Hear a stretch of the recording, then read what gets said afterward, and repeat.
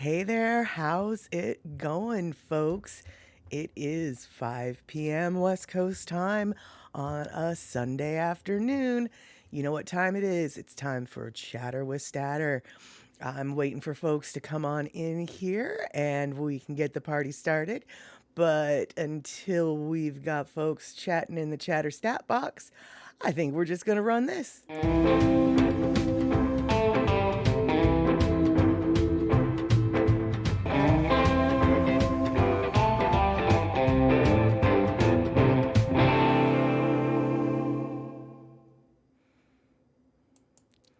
Excellent. It looks like we've got our first person in the house, Elaine, saying aloha to everyone. As you might have noticed, here, how do I do this? I got a new thing. Here's the thing right here. And yeah, good to see you, Elaine. And this thing right here is the chat box, and it's kind of janky and I would like it to be transparent, but I haven't figured out how to do that yet. But I at least figured out how to put the chat box here where it used to be, and then eventually I'll try to put alert boxes here, but that'll be later on. We'll do that later. Right now, last night, figured out the big thing, and I was so proud of myself. And even though it looks janky, I figure, what the hey, I'm gonna throw it up there because Lord knows I don't know what I'm doing. You know I don't know what I'm doing. So I figure, who am I trying to hide it from? I don't know what I'm doing, so I'm just doing it. All right, Michael Anthony Smith, good to see you here. Okay, so something I would like to talk about that I just recently noticed. These streams obviously are going live via Twitch. And then I wait 24 hours and I upload them to YouTube. Now, prior to November 1st, when I uploaded them to YouTube, all of the chats that we're seeing here and that are in the chat bar, they were getting transferred over to YouTube. But starting November 1st, for whatever reason, they no longer got transferred over to YouTube. So I'm not sure why that is. I talked to a couple people who are also streamers, and the consensus seems to be nobody seems to have a solution at the moment, or an easy solution at the moment. I mean, there's solutions, but it requires editing and things that are beyond my capacity at right now. But the hypothesis seems to be Twitch and YouTube are rivals. They are. And so YouTube is purposefully not allowing the chat to get transferred over to YouTube from Twitch's video on demand. This is just hypothesis. This is conjecture. This is not a fact. This is I don't know. It's the only thing I can think of is what it is. So what I've done instead is, okay, to go back a little bit further, the reason why I upload my Twitch streams to YouTube is because YouTube holds them in perpetuity. Twitch only holds them for a couple weeks. However, if you create what's known as a highlight on Twitch, they will hold them much longer. I'm not sure how much longer, but they do hold them longer. So right now I'm creating highlights of my entire stream. So it's really not a highlight, it's the whole stream. And the Twitch video on demand under the highlights will have all of the streams, including the chat as it happens. Until I will also be uploading to YouTube. But if you're watching on YouTube and you see that the chat isn't there, I don't know how to fix that right now, but I can tell you that if you go to Twitch, Mad Statter at Twitch, you will be able to find this exact same stream with the chat. And I don't like this any more than you probably do. I do not like going to another platform and then advertising for you to leave that platform. I enjoy YouTube. I want to support YouTube. I want to use YouTube. I enjoy Twitch. I support Twitch. I want to use Twitch. I wish they would get along, but right now they're not. So, unfortunately, if you actually want to have the chat that goes along with this chat show, unfortunately, YouTube is not where you're going to find it at the time being. Like I said, I'm looking for a solution. So I just wanted to get that out of the way and apologize for basically the last month of all these uploads that were going to YouTube. And then, I realized half the show's not there, because the fact of the matter is just me talking about what's going on isn't really the show. The show is you guys telling me what to talk about, me responding and laughing at your jokes. So, everybody needs to have the whole picture. And right now, Twitch is basically the only place you're going to get the whole package, even though I have been and will be continuing to upload to YouTube. Hopefully we'll get it fixed. But in the meantime, I would love to say hi to Rick. I'd love to say hi to Darlene. Both of them have come in with my ramblin'. And it looks like Rick doesn't have a solution for me either, unfortunately. But hey, at least everybody now is on the same page. And we, A, recognize there's an issue. And B, recognize we don't know how to fix it yet. So there you have it, Rabbit. All right, I'm going to start off this little stream with a video that I made a long time ago. It's my very first video. You guys may have seen it. And this is what I refer to as my masterpiece, because this is the very first video I ever made using video editing software, and I got to strip the sound and add music, which is pretty much the fanciest thing I am capable of doing in video editing, still to this day. And this, remember, was when I was originally videotaping, literally hanging my cell phone from my rearview mirror, which is why we get some of the hood footage. But yeah, this is this little holo to my neighborhood that I grew up in. And while we watch that, I want to say hi to Cola T. And yeah, I bet you are a tired and sore chatterer standing in the dark at 5 a.m. for the race today and great fireworks. Finished your 10K in record time. And your hubby did the whole 26.2 mile marathon. Fantastic. You know what is so funny? I don't know very many people who run marathons, and I actually knew of like 4 different people that were in the marathon today. I had some derby friends who live on the Big Island, Hawaii Island. They flew over to Oahu to take place in to run the run, to do the whole marathon. And when they posted on Facebook, I was just like, well, that's just so strange. How on earth do I know this many people running this many marathons today? Whatever. Yeah, exactly. Hey, Andre, good to see you slipping on in. Yeah, exactly. This is footage of the hood. That is right. And I mean that in so many different ways. I mean the hood of my car, and I mean the neighborhood I grew up in. So Picola T, you walked behind a group of folks wearing Big Island t-shirts. Well, if they had funny colored hair and were covered in tattoos, they very well might have been my roller derby friends. Then again, I have no doubt in my mind that more than one person from the Big Island came over for the Honolulu Marathon, of course. But yeah, if you saw some funny looking roller derby chicks, chances are I probably knew who they were. Bipolar Lola would be the one that comes to my mind. By the way, if you're ever on the Big Island, Hilo side, and you need to get your hair done, Lola's is a hair salon by my friend Bipolar Lola. That's her dirty name, not her real name. And she's a great hairstylist and great hair colorist. So if you have to be in the Hilo area and you need your hairs did, Lola's is the place to go. Okay, Elaine, music a little bit loud. Not at all surprised to hear that. The music on this was extraordinarily loud. I already lowered it once, but I had a feeling it might need to be even more low. And let's see here, Andre. It's amazing that people run in a race that the first person who did it died. I know, right? And then there's people who do it every day. I mean, I've heard of people who have run marathons, one marathon every day for a month, which to me is just super crazy. Super flippin' crazy. I just don't even understand how you have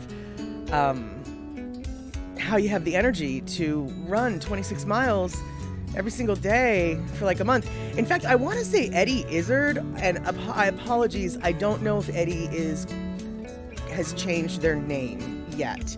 I do believe the comedian that we used to know as Eddie Izzard, I believe is going through transition. I might be wrong, but I believe it's going through transition, and I believe might be going by a different name now, and apologies for dead naming the performer, but alas, I cannot remember their current name or even if their name is different.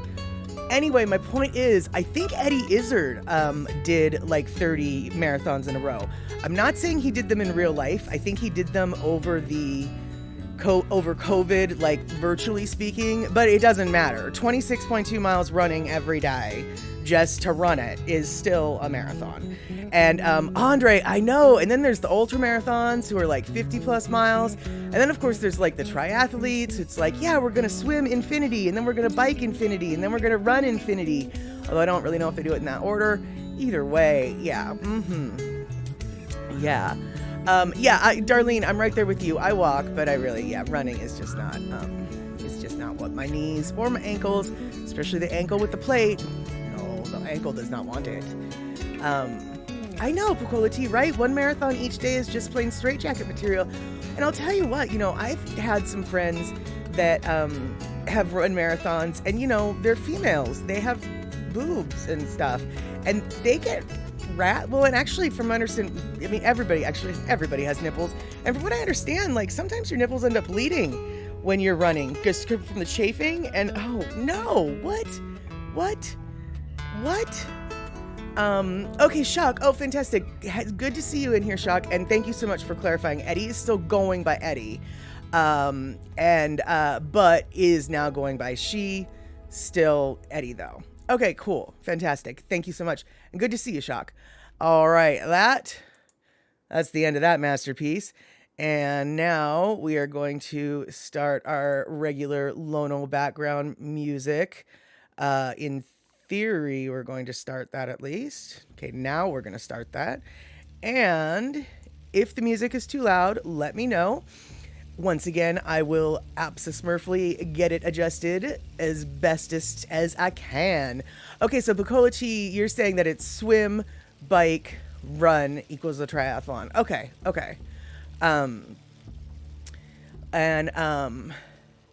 Yeah. Okay, so Picola T, hubby has Uber chafing under his arms and on his nipple. Not enough glide. Right, and so can you imagine, I guess the people who do them, every day, do they have calluses under their arms? Do they have calluses on their nipples? I have to wonder. Or are they just constantly in a state of open wounded chafing and pain? Or what? How do they... I can only assume that, if you're skinny enough, maybe, you don't have your arms chafing. But the fact of the matter is, if you're wearing a shirt, or a bra, or both, there's going to be some chest chafing. That's just how that works. I don't think they allow you to run a marathon without your shirt on, do they? You have to have a place to pin the sign, right? Anyway, I don't know if you're allowed to run marathons without a shirt, but I always see people with shirts. I kind of assumed it was a mandatory thing. Yeah, exactly, Darlene. Heart right after pedaling miles, then jump off and start running. Rough. Yeah, totally. And not only, you're totally rough. Yep. So let's see here. Andre, hey, marathon runners these days are wimps. The first guy who did it did it after a battle during summer, and he ran it in full armor. Well, no wonder he died, dude. Oh my gosh. Oh, okay. So Picola T says, I guess some people probably do run it shirtless then, because Picola T tells me some hardcore types wear their bib number on their shorts. Okay. Yeah, Yeah, Tour de Force or Tour de Force. Tour de France is also grueling, and those folks get IV fluids and all kinds of specialized care between the days. Exactly, but I'll tell you, the random folks that are just running marathons every day, I don't think they're getting IV fluids and things, right? I don't know. Hey, Vanilla Coke Pepsi, good to see you today. We are hanging out listening to Lono as per usual. I've got a not so fancy but fancy chat box over here. I'd like it to be a little bit different. But I'm excited that I've got it anyway. So that's how that works. Let's see here. So, Pocola T, you saw 2 firefighters in full gear bringing up the rear of the pack. They might be walking until the sun goes down today. Wow, yeah. But though, I mean, that's some good training. I'm not particularly saying that I want to smell them afterwards. But gosh, I mean, full they're going to need some IV fluids, dude. That's got to be hot. I mean, I realize that firefighters are used to being in their gear and stuff, but still, that's got to be hot. That's got to be hot. Oh, Darlene, I did get the recipe. I thought I responded. Thank you, but I might not have sent enter on that one yet. But yeah, I totally got that recipe for the granola, and believe me, I'll be making it probably next week. Andre, we could combine the running of the bulls and a marathon. That's kind of funny. I don't understand people who running of the bulls. That just makes no flippin' sense to me. I mean, how arrogant do you have to be to think that you aren't gonna get gored? I don't know, So hey, Vanilla Coke Pepsi, you spent your whole day listening to country. Curious, what country artists were you listening to? What country era were you listening to? When you say that you were listening to country, there's about 1,000,008 iterations. Now I'm not even sure which word is which, or even if it is a word. Anyway, there's so many kinds of country. What kind were you listening to? I tried to sound fancy asking that question. It didn't work. Yeah, exactly, Darlene. They got sharp horns, man. I don't get it either. What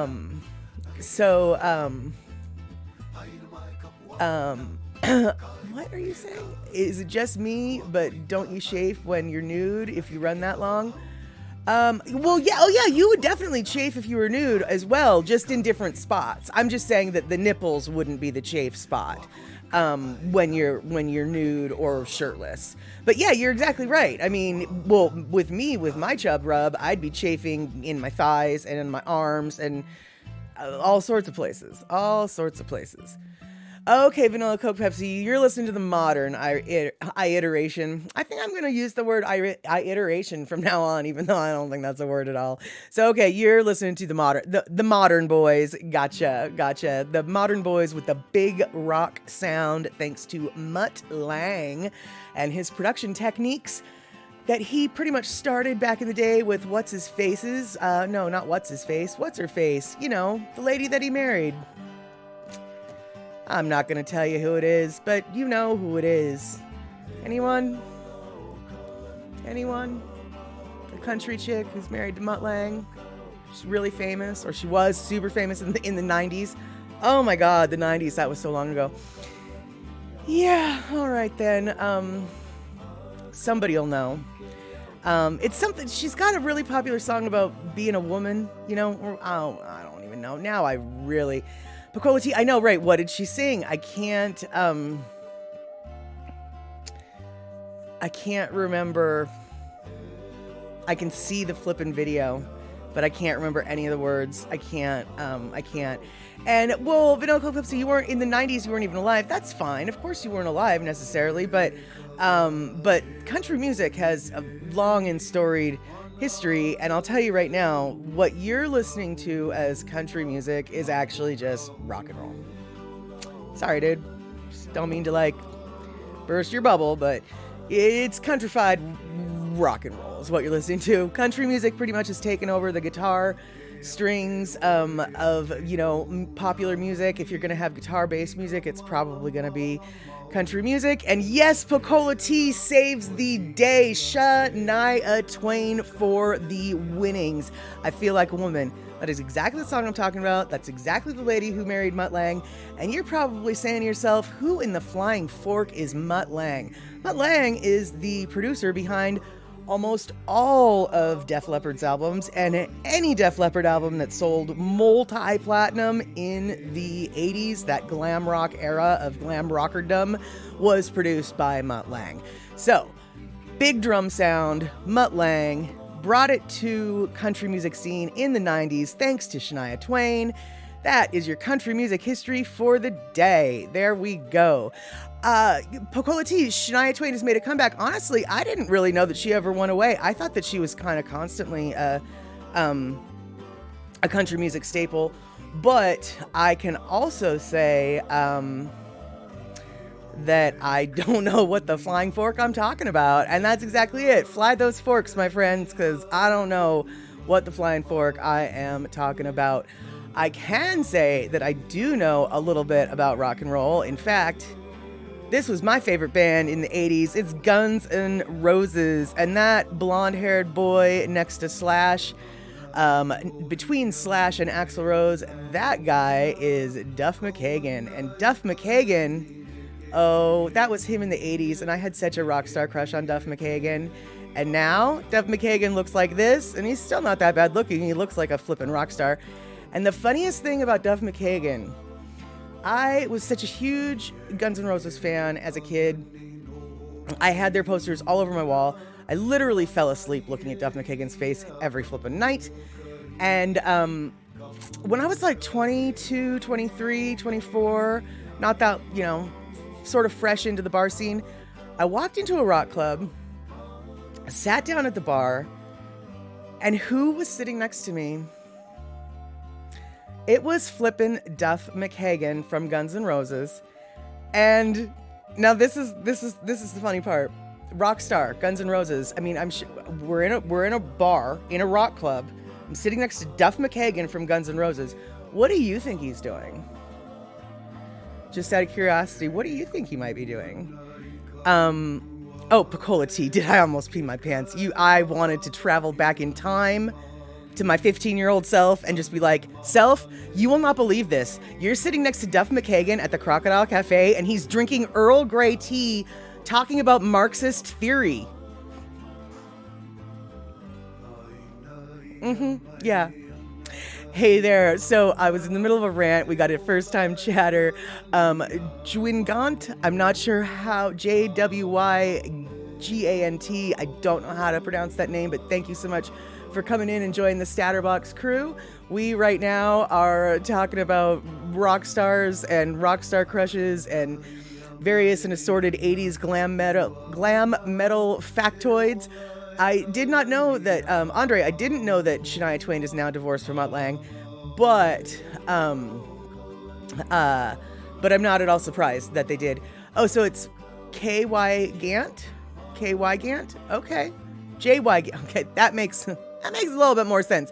J.Y. Gant. Okay, J.Y. Gant, glad to see you here. Thank you so much for correcting me.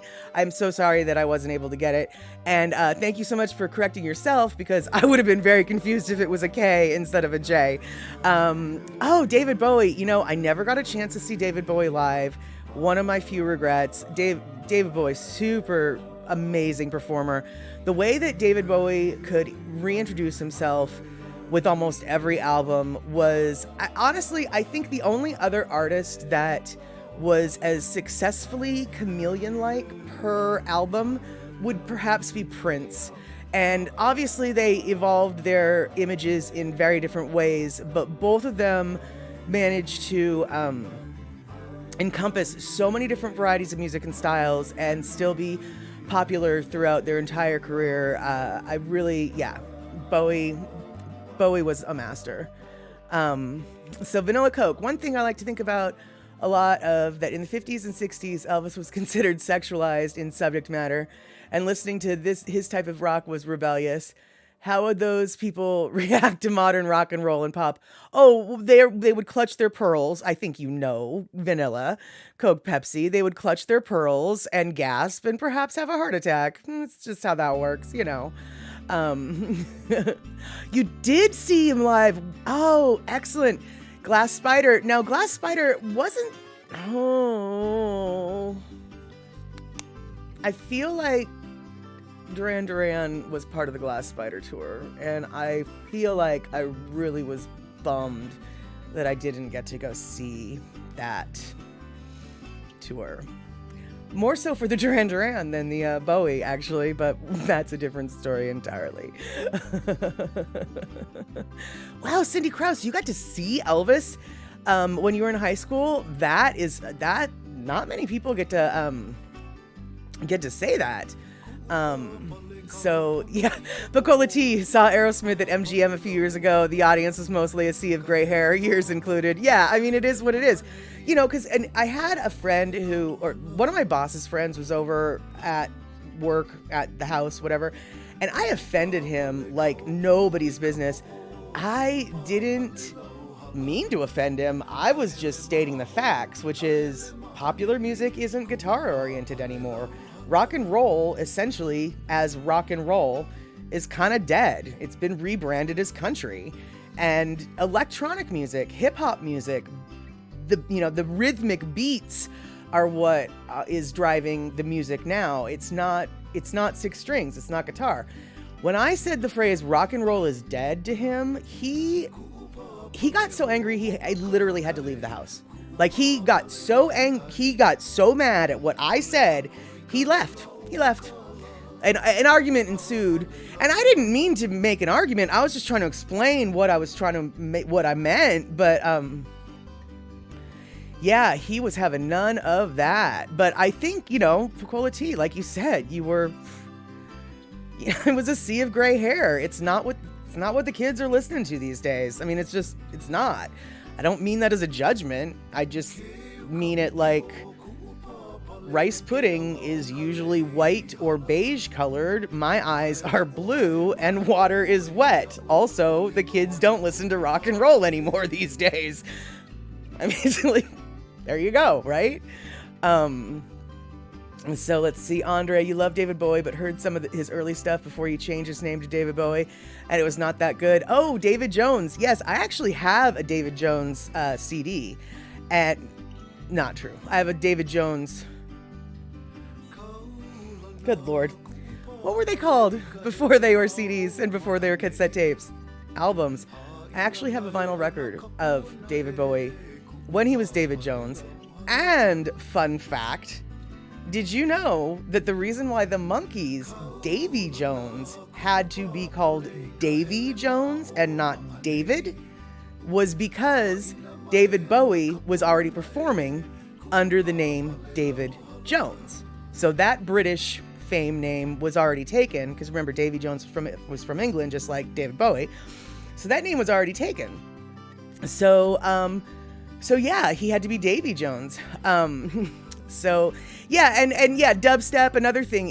Yeah, another, either, electronica, dubstep, however, whatever specific genre you want to refer to, we can all agree it ain't 6-string guitar based anymore. It's just not. We're not in the era of the guitar at the moment for what we consider pop music and and what the kids are listening to. And what is rock and roll, what I would call just classic traditional rock and roll, is best found in modern day country now.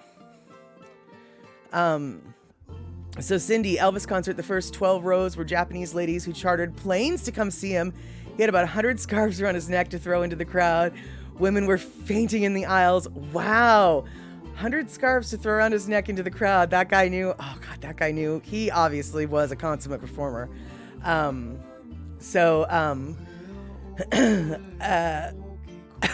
vanilla, Coke, Pepsi. I met someone who thought water was not wet, and explained that water itself makes things wet and is not wet itself. He was weird. Okay, well, I guess on a chemical molecular standpoint, he might have an idea or he might have a point, but you know what? I'm not going to get into that. You knew what I meant. You knew what I meant, and he knew what you meant, and he knew what I meant, even though he's not here to hear me. So forget that guy, because he was weird. Although normally we like weirdos, but that weirdo, no. Water's wet, y'all. Come on. Let's not get into an argument about that. Right?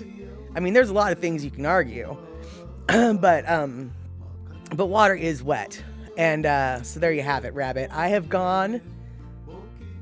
made the statement. I know it's controversial. Water is wet. I stand by that statement. Exactly, Elaine. I'm on that soapbox. Water is wet. I'm on the soapbox.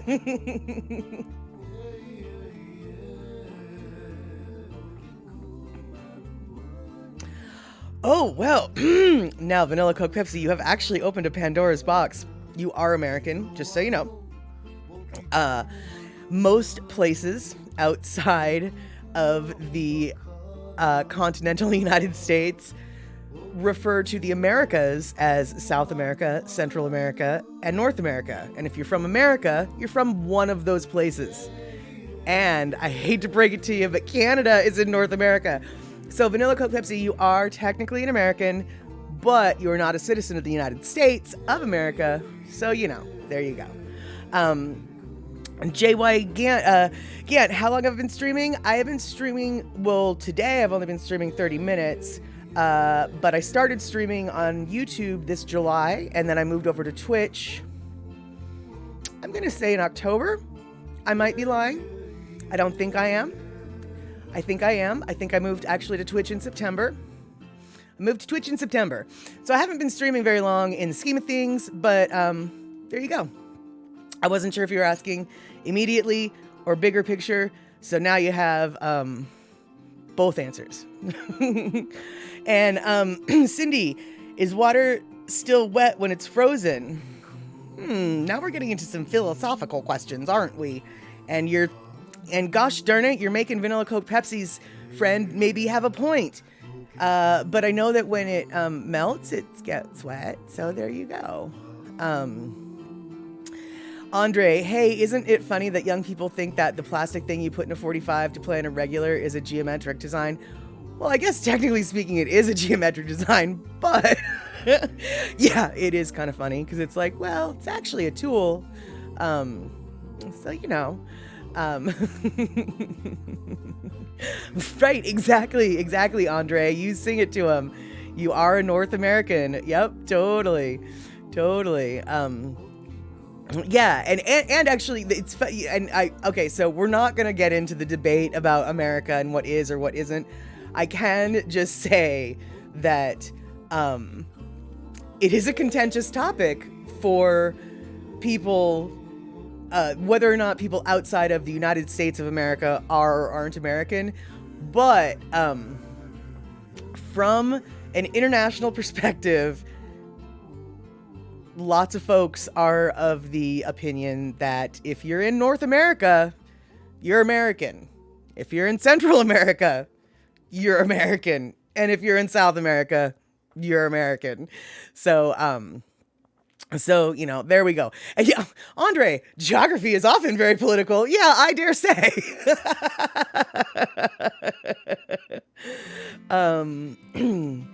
Well, now, okay, Vanilla Coke Pepsi.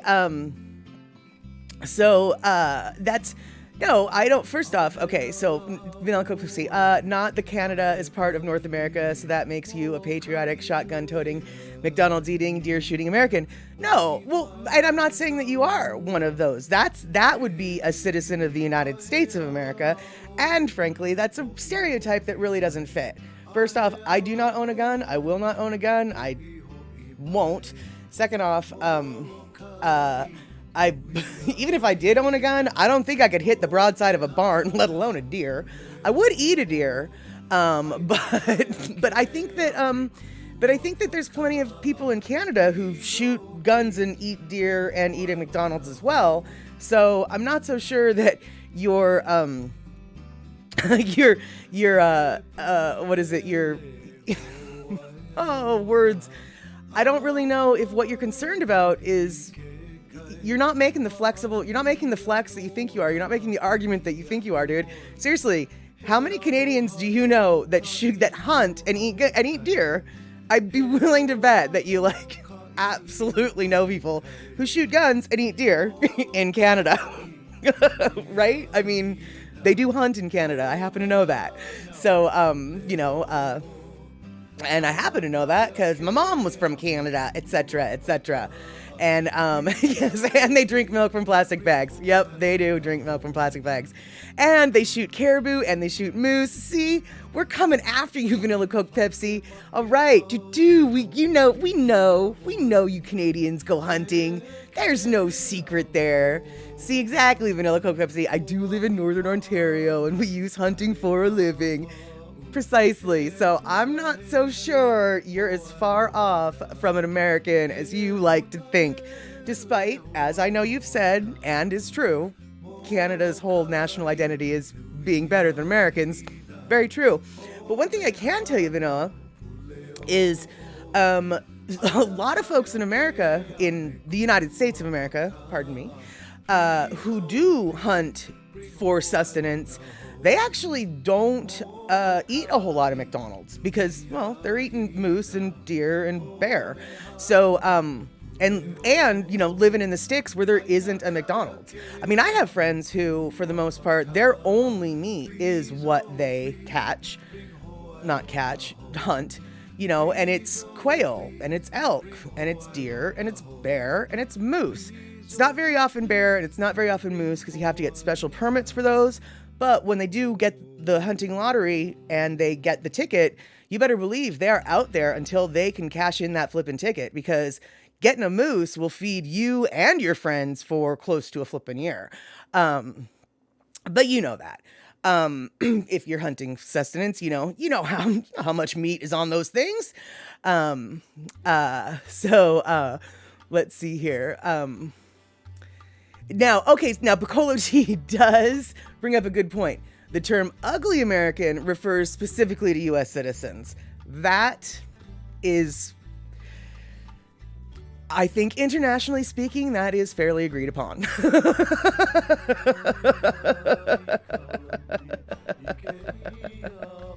Oh, Mitchie Mama, you're busy all keying in stuff in Excel. Excellent. You're working on a Sunday. When are you not working, Mitchie Mama? I mean, I swear, I think you must even work in your sleep. My goodness. You're just busy. Good to see you, though. I'm so glad that you were able to stop by, even though you're busy working. And let's see. Yeah, Andre says lacrosse is a sport of the First Nations and they play it here too. Yeah, they don't play lacrosse very much on the West Coast, but upper Midwest and East Coast, lacrosse is all over the place. Maybe other places too in the United States. I just don't have enough experience with being there to have noticed. But the East Coast, especially like New England, oh good Lord, man, that lacrosse is, yeah, it's a very popular sport.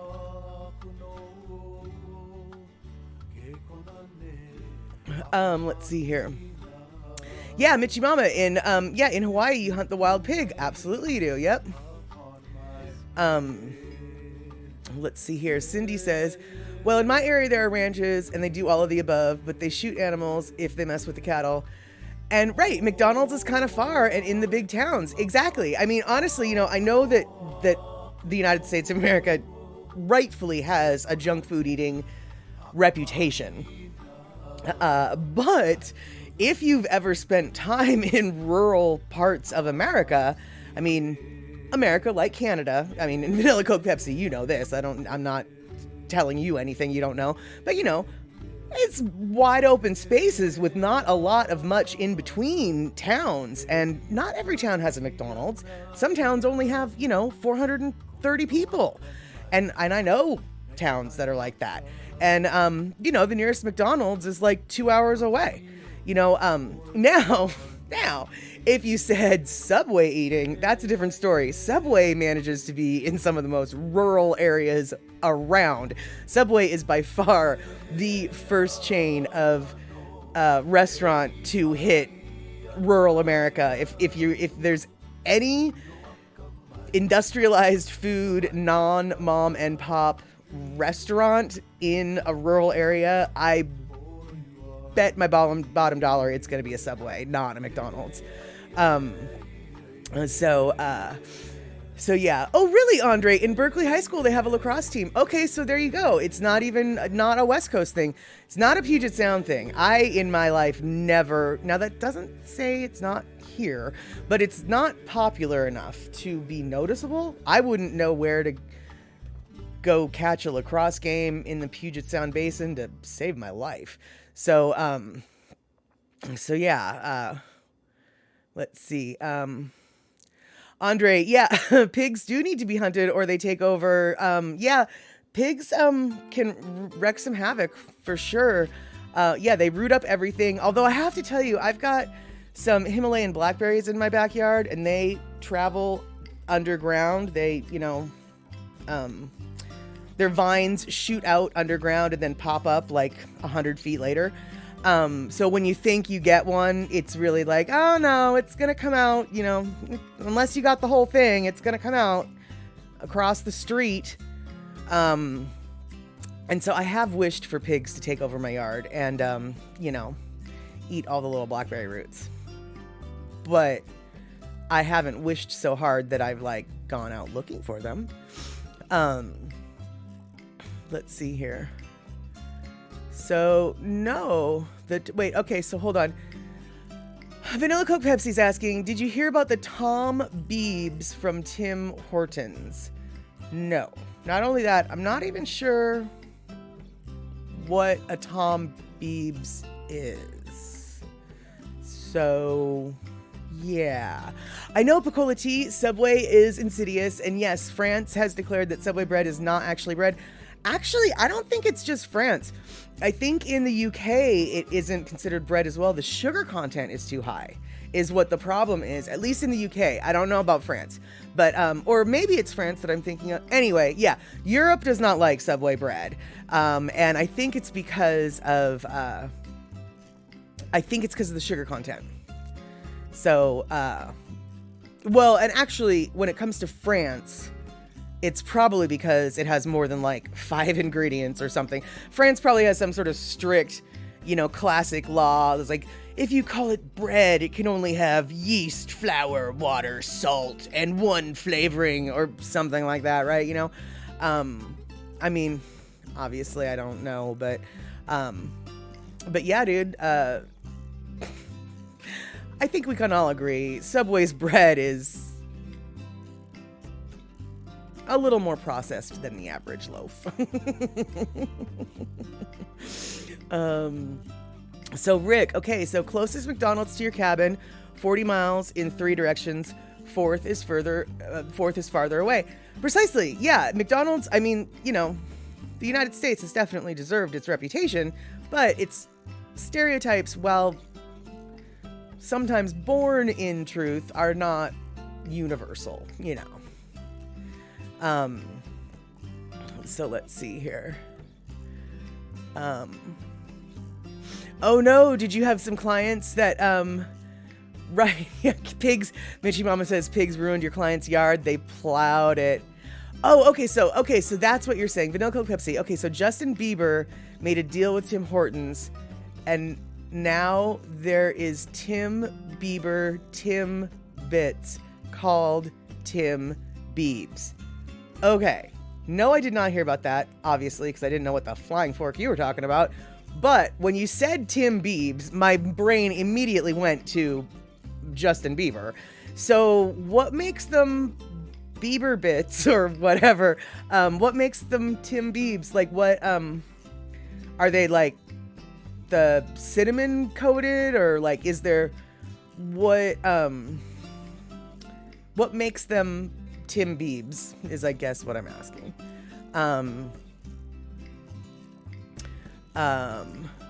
Oh, Andre, is that I'm thinking of Ireland and their taxation on Subway. Okay, yes, okay, maybe that's what it... Okay, all right, so Andre knows what I'm talking about, even when I don't know what I'm talking about. So Andre says that they have tough food laws, and I'm thinking of Ireland and taxation because Subway's bread has so much sugar that Ireland wanted to tax it as a pastry. That would explain why I thought it had something to do with the UK, which, by the way, I understand. Ireland is not part of the UK. I'm not implying that. I get that.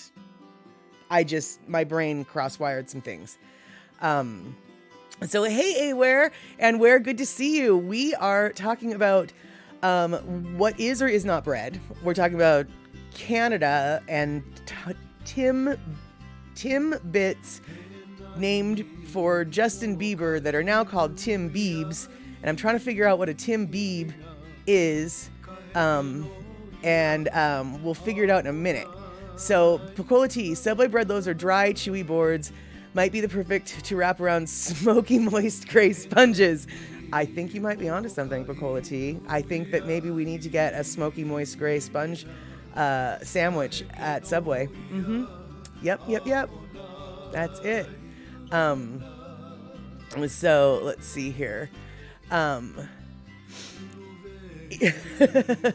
The Subway bread, is it a bread product? That is a good question. Oh, you're talking about, yeah. No, Tim Bits are donut holes, and I guess okay, so many confusing names. So, Tim Hortons has donut holes. Tim Horton donut holes are called Tim Bits. Justin Bieber is a dude from Canada, just like Tim Hortons. Justin Bieber has donut holes named after him, sort of, called Tim Biebs. And that's awesome, but Vanilla Coke Pepsi, you still haven't told me what a Tim Bieb is. What makes a Tim Bieb versus a Tim Bit? Well, they're called donut holes here. They're called donut holes here, though. Okay, so wait, Tim Biebers are just... So Tim Bits are now called Tim Biebers? Like, it's not that he had one special flavor that is the Tim Bieber. It's now that all the Tim Bits are supposed to be called Tim Biebers? Oh, no, I'm not comfortable with that. No,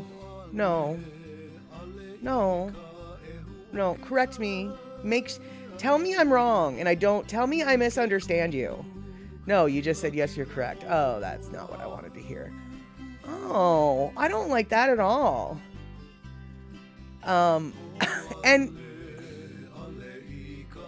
honestly, Vanilla Coke Pepsi, what was Justin Bieber's people thinking? Why wouldn't they call them Bieber balls? I mean, that rolls off the tongue way better than Tim Bieber's. And, I mean, what? That's just silly. Picola Tea, it might be hard for me to stop giggling like a teenager if I had to order sweet bits. I know, and where exactly? No, just no. It's no. And yes, Vanilla Coke Pepsi, you're not the only one who has to live with this. I mean, an entire country of people need to live with it, but you're suffering. I understand you're suffering. Goodness gracious. So what's wrong with my donut hole pronunciation? How did I say donut hole wrong? What? Are you messing with me, Vanilla Coke Pepsi? How did I say donut hole wrong? I mean, I know that they're supposed to be called Tim Bits when they're at Tim Hortons, but every place else they're referred to as donut holes. Anyone? Am I really saying donut hole wrong? And if so, how do you say it? And where, okay, now you're remembering the SNL holiday skit with sweaty balls. Yes, exactly. Speaking of which, dude, Anne, you know what? You and I could have been writing a segue together because I wanted to talk about Christmas cookies. That's right, Christmas cookies. It is the time of year for Christmas cookies, not Bieber balls, not Tim Bits, not donut holes, not Tim Biebs, not sweaty balls. Christmas cookies. And I was just wondering if you guys had favorite Christmas cookies that you guys like to, if you guys like to make them, what they are. I've pulled up a couple pictures of some very random ones. Some of them I knew about, some of them I did not. Yeah, I'm very curious. I mean, come on, dude, you know, we're not gonna not talk about food for a second, right? I mean, it's the holiday time and it's Statter with Chatter. No, we're not here at Statter with Chatter. We're here at Chatter with Statter. And I think, you know, we always have to talk about something that we put in our tummy, right? Yes. So, Andre, you just realized that California has a larger economy and population than Canada. I think California's got like, what, the 5th or 7th largest economy in the world? Yeah, California's got a larger economy than a lot of places. California could be its own country, for sure.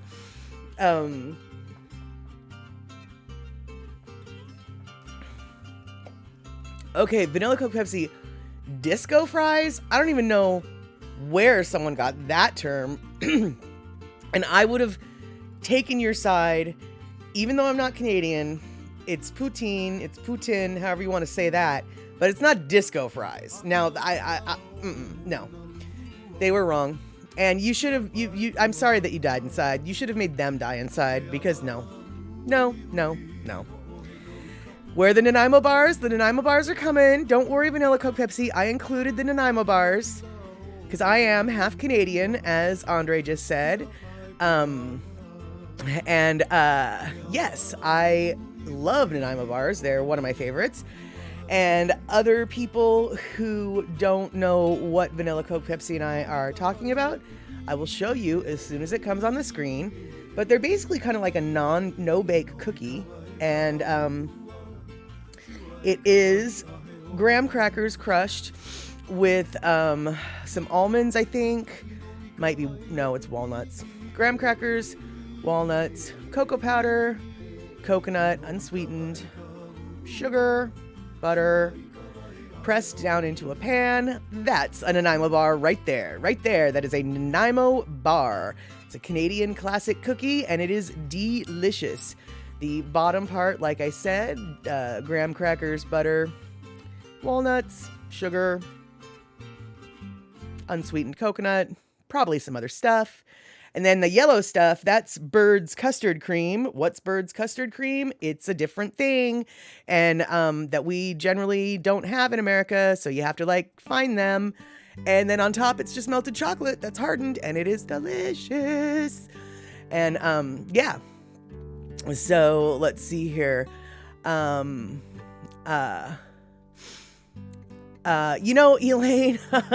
I put together this slideshow of cookies right before the stream, and I meant to pull up a gingerbread man one because duh. I mean, seriously, duh. But I completely spaced on pulling up a picture of a gingerbread man cookie. So I'm super sorry that I didn't do the most obvious one. Let's see here. Spritz cookies, Darlene says. I don't know what those are. And so chocolate cherry chunk, no idea what those are exactly, but probably can figure it out. Now, Mexican wedding cake cookies, those I think are the same as Russian tea cakes, aren't they, Darlene? I have never been able to get a firm answer on that one. So yeah, let's see here. Shakalak, you got some coconut risotto fritters. I don't even know what that means, but that sounds good. And let's see here. Reese's Cocoa Chocolate Cookies. I don't know what Reese's Cocoa Chocolate Cookies are, but I would eat them. Yeah, you've got to walk the other way when Darlene starts baking not very low carb those cookies. Precisely.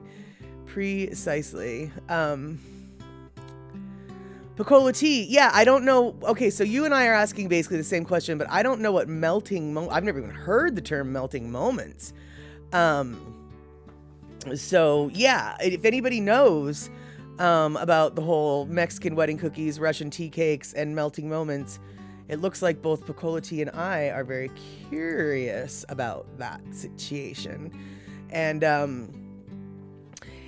let's see here. So round shortbread type cookies formed around a cherry half or a nut piece, then baked, then coat on powdered sugar. Oh, okay. Yeah, Poppy Shaney, good to see you. Yeah, you arrived at a good time. It looks like Twitch, you wish you had a Twitch, had a taste app. Yep, exactly. Absolutely, yeah, don't lick your screen. I mean, you can lick your screen, just maybe don't let people see you do that. But yeah, so I wanted to get a bunch of different kinds of cookies off the internet. Some of them I'm familiar with, some of them I'm not. But the Russian tea cakes, those always were cookies that I never liked as a kid, but they were every holiday everywhere. Russian tea cookies, tea cakes or whatever were present. And so to me, they're like the quintessential holiday cookie, even though I've never made them and I've only eaten them a couple times and they're acceptable, but I don't know, they're not my favorite. And then I figured, well, Jewish people, they like cookies too. And even though a lot of these are quote unquote Christmas cookies, they're actually just holiday cookies, which is why I included the rugelach, which we just saw. And then we've got the Linzer cookies, which is right here with the jams. I've never made those, but I like to eat them. And chocolate crinkle cookies apparently are a thing. I've never made them. But they're all over the internet when I searched holiday cookies, so I felt obliged, whatever, to include them. But this one right here, Nanaimo bar, that's the one. That's the best holiday cookie ever. And Vanilla Coke Pepsi, I think, is going to have my back when I say that that's the best cookie ever. That's how that works. So let's see here. All right, so that's the holiday extravaganza that's gonna make your belly bulge. What are some of do you guys have any cookies that you guys remember from youth, as it were, or that you love, that you wish whenever you go to like do they even do cookie exchanges anymore? My mom used to always bring Nanaimo bars to the cookie exchange, and I'm just wondering, like, was there any kind of cookie that you always hoped your grandma or your auntie or whoever would make for for the holidays? There we go. So you would make tonight your cheat night for all those tasty treats. Well, now, Poppy Shaney, luckily I don't have them to offer. You just have to lick the screen is as good as it gets. And I don't think that I don't even think counts for your cheat days. I think if you just lick the screen, Weight Watchers gives that 0 points. So you're good to go. So a shock. I knew you were going to bring up marzipan. I don't know why I knew, but I knew. So Shock says, I remember marzipan candies, which aren't exactly cookies, but since most cookies are on the no can list for over 20 years, also no can remember a lot of. Yeah, exactly. But no, marzipan candies are I would consider those holiday treats. I mean, in the slideshow that it showed, there's the Buckeye candies, and I don't know if you guys are familiar with Buckeyes. Not the kind of eyeballs that are in deer, deer with the horns, but they're peanut butter balls dipped in chocolate, and they look like the nuts that are referred to as Buckeyes, apparently. Those aren't really cookies either. Those are no bake, and they're kind of like candy, but I include them on the cookie list anyway. So, right, Ann Ware, you've made so many Buckeyes with your godmom. Okay, so now, Ann, cool, you're someone in the house with the Buckeyes. The Buckeyes are named after a nut, right? Not the eyeballs of a buck. Now, the nut might be named after the eyeball of the buck, but the cookies are named after the nut, right? And if so, or even if not, what kind of nut is the Buckeye? Is it like a walnut, or is it What kind of nut's the Buckeye?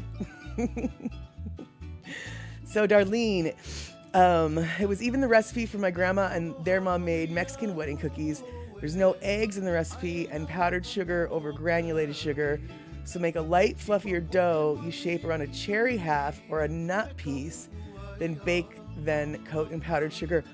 Oh, see, I've never... Oh, okay. So Darlene, your version of those cookies are absolutely not what I have ever seen with the cherry. I've never seen that. It's always been nuts. That cherry one, though, I might have, if I'd been exposed to the cherry one, I might have changed my tune on that. Now that sounds kind of okay.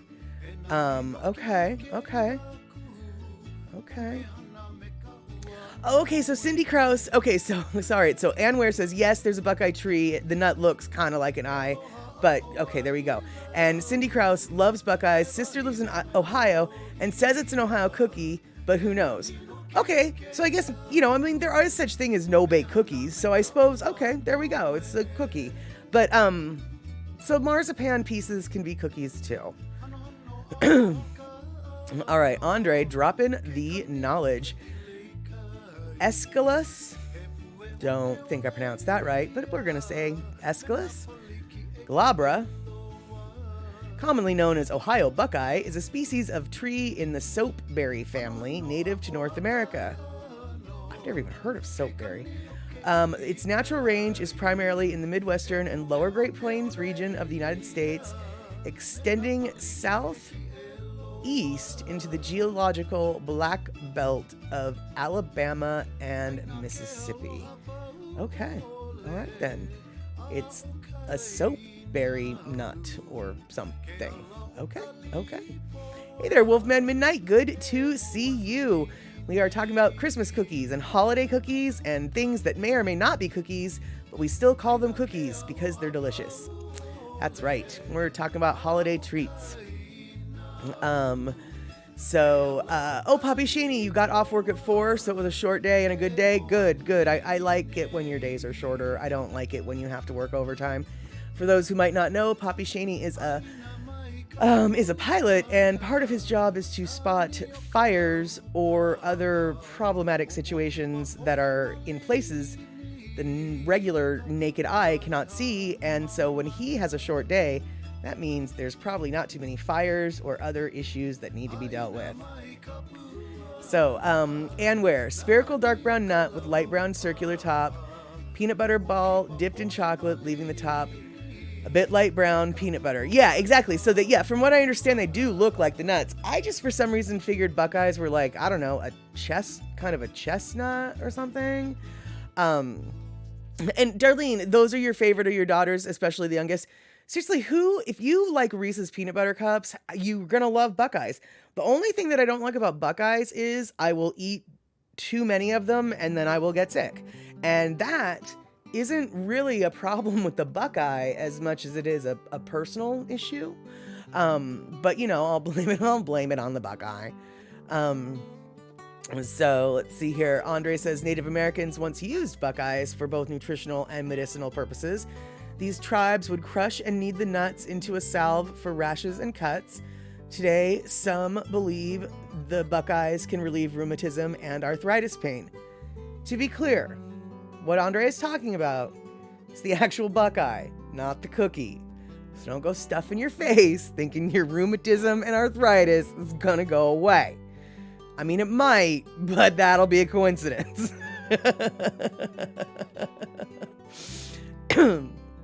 Yeah, so let's see here. Yes, Wolfman Midnight, it is good to see you, and I'm just wondering if, okay, cool, you like Christmas cookies. What other Christmas cookies do you like? I just saw, Andre, are Rice Krispie Treats cookies? I don't know. Would I accept them at a cookie exchange? Oh, flippin' flirpin', yes, I would. Heck yes. So I guess, I don't know, sure, let's make a Rice Krispie Treat a cookie, and I think that sounds delicious.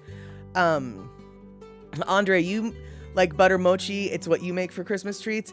I've never made butter mochi, and I need to really change that, because butter mochi is really flippin' good, and I don't know why it didn't occur to me to put a picture of that on my little Christmas treat image slideshow that we were watching earlier. But I didn't, probably because I knew that if I went down that rabbit hole, I'd forget to go online because I would just be too busy licking my screen. That's right, Screen Lickers Anonymous. Right now, we've got a meeting. Hi, my name's Mad Statter. I can't help it. Sometimes things look so good on my phone, I lick my phone. Yeah. Yes, Andre, exactly. Recovering Buckeye cookie addict. Precisely.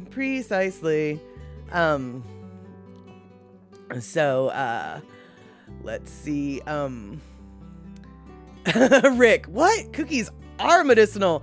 That's true, and you can make cookies medicinal by putting some things and stuff in them, but we won't talk about that because that's not legal everywhere. And Andre, cookie medicine is not yet proven by science. Well, I think Cookie Monster would have something to say about that. So, because as far as I'm concerned, Ann Ware has the medical degree we all can agree upon, which is, aren't all things cured with chocolate and peanut butter? I mean, duh, right? Isn't that how that works? Yeah, or ice cream, says Rick. Oh, hey, Rick, chocolate peanut butter ice cream. That's the trifecta. That'd cure cancer, for goodness sake. For goodness sake. You're right, actually, I hadn't thought about that. Butter mochi is a gluten-free treat. Yeah, all of the rice flour stuff is is gluten-free, I guess, now that I think about it. And I forgot that it's so many things seem like they're going to be gluten-free, but then it's like, oh, well, you use like a tablespoon of flour. And it's like, well, no, the tablespoon of flour still screws up my gluten. Shock. Phone licking only challenges your immune system. Well, maybe it like boosts your immune system and stuff.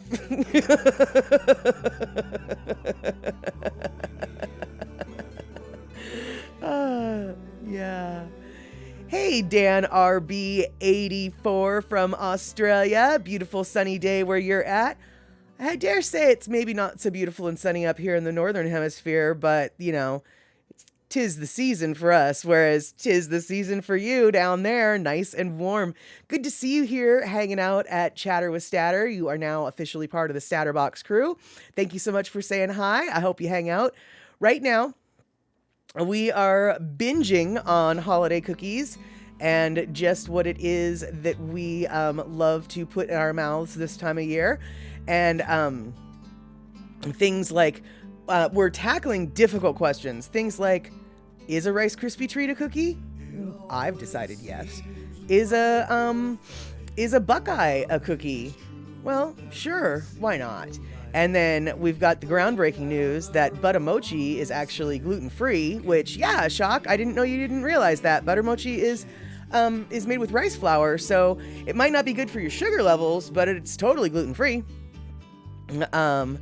Cindy Krause says, Mom said if I steal a cookie and don't get caught, it has no calories. Oh my goodness, that is so funny.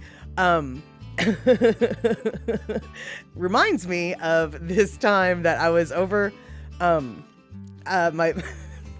so this guy that I was dating was in a band, and their rehearsal space was at their drummer's house.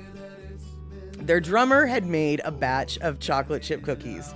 They were pretty good. So me and my boyfriend were in the kitchen and talking about whatever, and he grabs like a handful of the cookies and shoves them up his sleeve, right? And then we end up talking for a little bit, and then like other people come into the room. Like, I don't know why he felt like he had to steal the cookies, but he did. So he's got these cookies up his sleeve. We're sitting there talking in the kitchen. The rest of the band's in the kitchen now, blah, blah, blah. And, 15, 20 minutes go by. We're all just talking. Well, I think the guy that I was dating, I think he forgot that the cookies were up his sleeve because he made this, motion to like make a point when he was talking, and suddenly cookies just come flying out of his jacket sleeve, you know, and across the kitchen. And it was just like, dude, you're bleeding cookies all over the kitchen. What in the hell? So, yeah, that, for some reason, your little, stealing cookies reminded me of that little story. Hey, first time chatter from Vay OC, honestly, sir, or ma'am, or miss, or whoever you might be. Vay, I don't know if I'm saying your name right. I have a feeling I'm not. So if you want to correct me, please feel free, but I'm super stoked that you're here, hanging out with the Statterbox crew. We're talking about all the yummy things that we like to put in our belly on holiday times. So, yeah. Let's see here. Pappy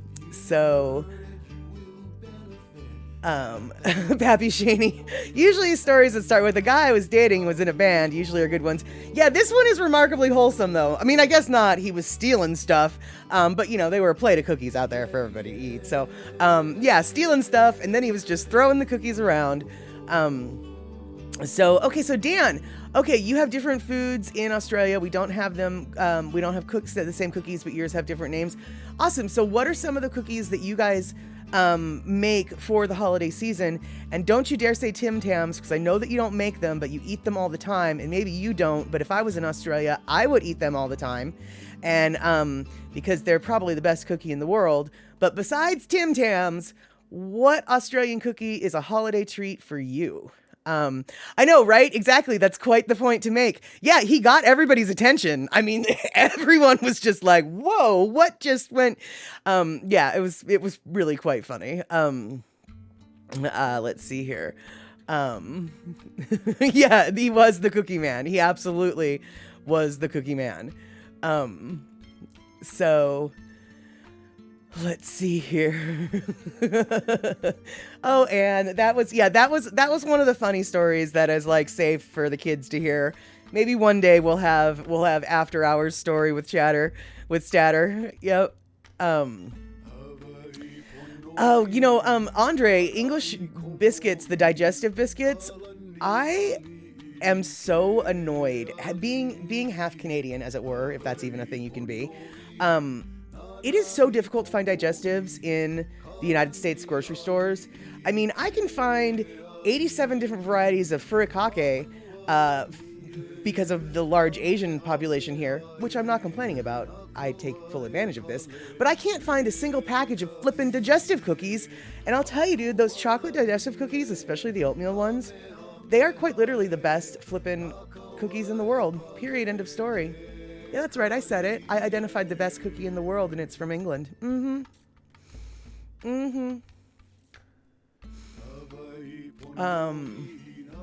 Let's see here. Oh, gosh, you know, Darlene, I didn't even think about all the other things, the sweetbreads, like the pumpkin or the pecan or the blueberry lemon or the banana mutt or the date. Oh, date bread. Oh, yeah.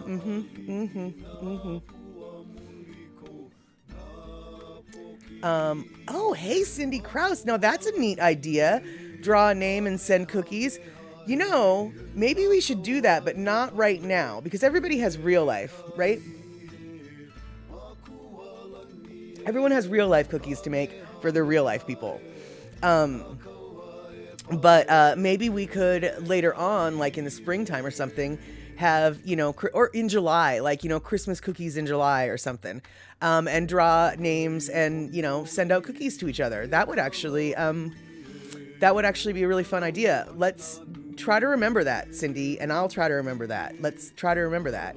And yeah, and where exactly, it was the superpower move, just to have cookies shooting out of your arm. Because really, it did. It looked like it looked like a magic power. Like they just came shooting right out. Honestly, I don't think he could have shot them out of his jacket pocket so perfectly, you know, boom, boom, boom, the way they came out if he had tried. You know how when you do, you know, how it's like, oh man, I totally didn't, like, wow, that made me look cool. If only I had meant to do that. That kind of thing. Really, you have an English section in your local market? Yeah, we do. I cannot find them anywhere. We have Asian sections, we have Jewish sections, we have Mexican sections, but we do not have any English section in my local market. Although I did find Marmite once on the top shelf randomly in the spice aisle, but there was only one jar, and when I went to go buy it, it wasn't in the system, and like this cashier was like, I don't know how much to charge this. I don't know how to charge this. Chocolat, go to an Indian grocery store. Yeah, we don't have a lot of Indian grocery stores in my neighborhood. I'd have to probably go to the next neighborhood south to catch some of those. But, you know, that's a good point. I should check that out. Mad Statter, no, Andre, you are offering some spotted dick and maybe some trickle. No. I have seen canned spotted dick, and honestly, despite the ridiculous name, it doesn't really seem that bad. And as far as that treacle, no, you can keep it yourself. That stuff's gross, man. My mom loved that golden syrup. And, well, there's one thing that I'm going to say about that golden syrup, and that is, no. Very good. No. Poppy Shani, you've never heard of digestive cookies. Well, they're technically digestive biscuits, and they're very difficult to explain in the sense that they're not very sweet at all. They're really not. Slightly firmer texture than, say, a graham cracker. Graham crackers are the closest thing I can come to, and graham crackers are not a good comparison, but they're the closest thing I can come to a digestive that we have here in America. But yeah, if you have an opportunity to, if you happen to run across some digestive biscuits, I prefer the ones that have a chocolate coating on one side, but they do come plain. I suggest you try them. They're really quite pleasant. You know, they're not overly sweet at all. Even the ones with chocolate, they're not overly sweet. So yeah, eMusic says to Andre, I think you have everything where you live. Andre absolutely does. He lives in Oakland. Every ethnicity in the flippin' world lives in Oakland. So I have no doubt in my mind that if Andre wanted to go find some Latvian sausage, he could probably find a store. And frankly, honestly, if I really knew the SeaTac, which is the next town south of where I live, if I knew their independent and international grocery stores, I might know where an Indian market is off the top of my head. But my town doesn't have a whole lot of Indian markets. We have a lot of halal stuff, and we have a lot of Asian stuff, and we have a lot of Mexican stuff, but not a lot of Indian stuff. There's a very large Indian population, though, that is, like I said, just south, lives just south of my town in a different town. And now that we're having this conversation, I feel obliged to go check out what kind of stores they've got, because I'll bet you they've got some good stuff. Yeah, exactly, Andre. You've got some gourmet ghettos around this part of the... Exactly. That is exactly it. Poppy Shaney, as long as I can go to Trader Joe's and send some treats from there, believe me, whoever's name I would draw will not be happy if I had to bake. Fair enough. That works. And you know, to tell you the truth, if you pick somebody's name who was in Hawaii, they don't have a Trader Joe's, so they might be perfectly super stoked to get something from Trader Joe's, right? So Shock says you have Marmite in the Food Lion. Yeah, the Kroger store, like I said, they had it, but like I'm beginning to think like someone sort of put it on the shelf as a joke or something, because it wasn't in their computer system. And I was like, well, I'll pay you $2.99 for it. I have no idea if I overpaid or underpaid. I gave it to one of my Australian friends. I didn't have any desire to eat it.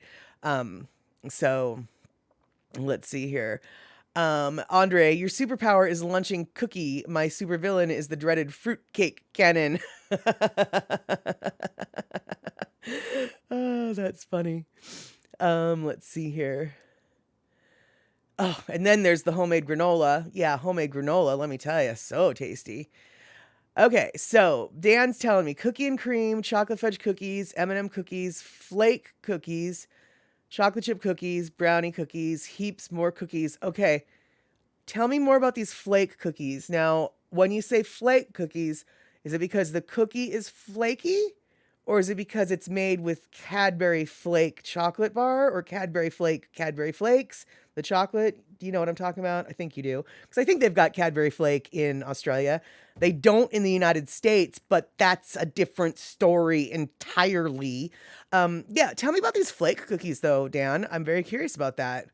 Um, Oh God, Darlene, tell me about it. Would send more out, but the postage is getting outrageous in price. Yeah, I was stunned at how much it costs to send some things. But at the same time, so okay, postage, you're just like, oh my God, I'm at the post office and it costs $30. That same package would probably cost $60 if it was FedEx or UPS. So it's not like it's the post office. When I say, oh my gosh, postage is so expensive, please understand, I'm not dissing on the post office. The post office is very efficient, much more so than the private companies. So much more so than the private companies that Amazon, UPS, and Federal Express, I don't know about DHL, but I do know that Amazon, UPS, and Federal Express all subcontract out with the United States Postal Service for delivery. So I'm getting on a soapbox and I'm getting a little bit political, but anybody who tells you that Postal Service needs to be privatized is lying to you. And there you have it. And now back to our cookie broadcast. Now it's back to our cookie commentary. So, Chinese almond cookies with the red dot. I don't even know what you're talking about, dude. So let's see here. Grendel the Swamp Hag, good to see you. We are talking about Christmas cookies, holiday cookies, various holiday cookies, actually. We're talking about Hanukkah cookies as well. That Rugelach picture that I showed was like, I kind of wanted it in my mouth. That's right, Andre. MC Vites, digestives are the ones that I like. You are correct, sir. That is correct. Yes, yes, yes. Let's see here.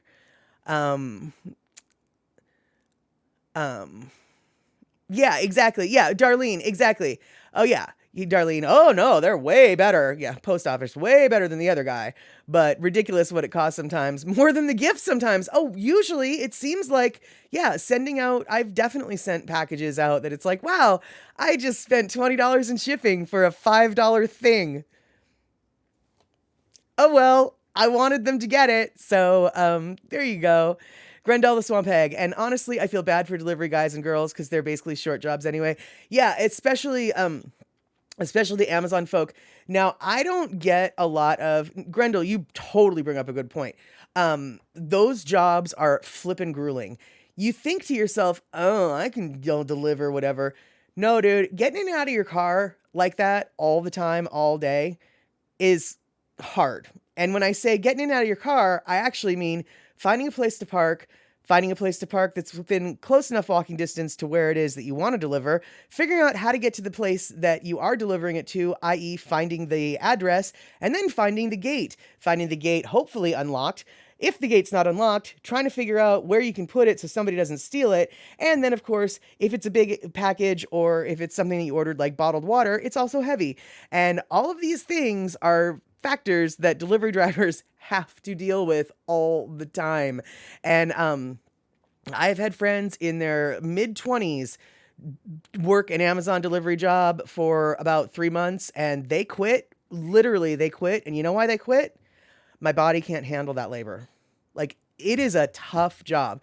So if you're somebody who gets a lot of things delivered to your house, if you're an Amazon addict, lots of folks are, I strongly suggest leaving something out on your porch for the delivery drivers. A little basket full of, obviously not everybody can do this, but if you have a, secure enough area out of the wind and rain, and you can put a couple bottles of water, a couple bags of chips, maybe a candy bar in a basket and say, hey, take what you need. Have yourself a good day. Thanks for working so hard. Dude, those delivery drivers go nuts for that. It's so stupid to think that a tiny bag of Teddy Grams can fill a 40-year-old man with so much joy, but it does. So, so there you go. Yeah, and then yeah, and where, and then of course the Public Postal Service is in the Constitution. Yeah, Constitution, Smonstitution, it clearly doesn't matter to people who want to privatize everything. I mean, I agree, and I'm not even arguing that.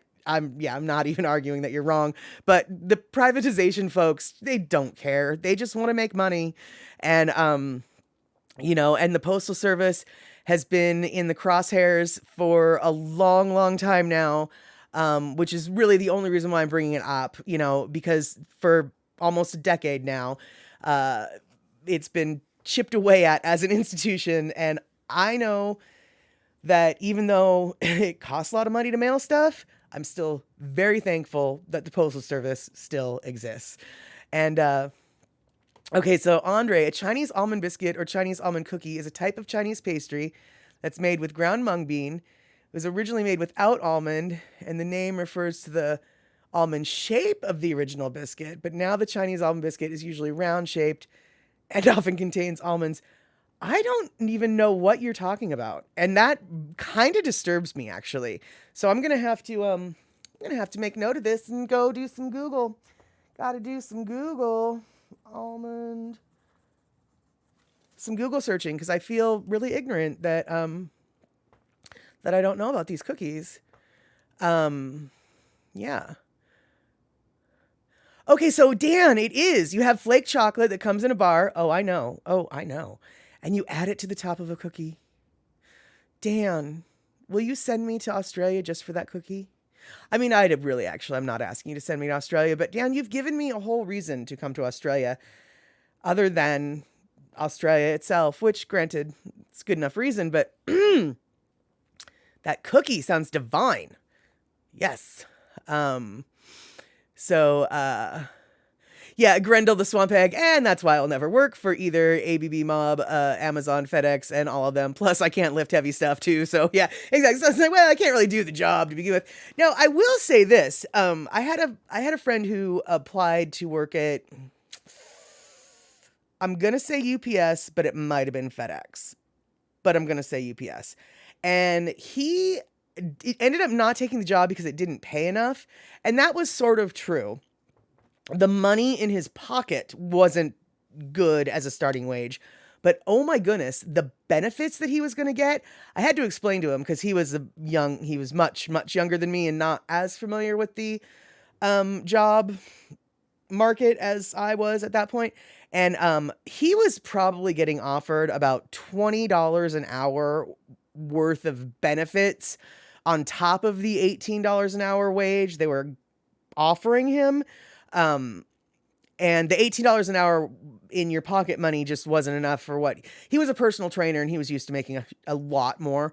So he ended up turning down the job, but even as a beginner, brand new hire, the benefits that company offers, that was some good benefits. I was kind of surprised. I was really kind of surprised at how much.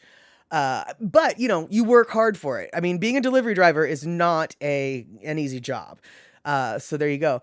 All right. It looks like Vato Loco Squid snuck on in, did not get to say hi. It looks like Cheesy Roni Deke, also snuck in and said hi. And I am missing so many things. So let's see here. Yeah, we are talking about, we are talking about delivery drivers. We are talking about cookies. We're even maybe talking about giving delivery drivers some cookies. I forgot to say thanks to Andre for 100 biddies, and I'm trying to catch up with everything. So let's see here. We've got Vato and so Grendel. And honestly, my job that I had during October can be dangerous too. I'm a haunt actor, and that can be dangerous for both sides of the count. Absolutely. You probably, oh my goodness. Okay. So a haunt actor, for those of you who probably aren't connecting the dots, that's someone who works in a haunted house, right? So their job is to scare people. Heck yeah, that's going to be dangerous. People punch when they get scared. I would not even be surprised if that. Ow, yeah, I'm not surprised that you might have gotten the bad end of a punch. My goodness, yeah. Let's see here. So yeah, Vato Loco Squid, we are pretty much a spelling free zone. Obviously do your best so we know what the heck you're talking about, because sometimes it gets confusing, but don't even worry about it. It's a grammar free zone, a spelling free zone. If we can figure out what you're talking about, you did good enough. You did good enough. Dan, you don't know. Oh, it's funny. You weren't here earlier. Dan, I don't know if you have Subway over there, but they make really good cookie too. Yes, we were actually talking about Subway earlier this evening. And, honestly, I think probably the best thing that Subway has to offer is their cookies. You're right. They do make a nice little cookie. Part of the reason why they're so good is because they're fresh out of the oven, usually, because they make them constantly throughout the day. So there you go.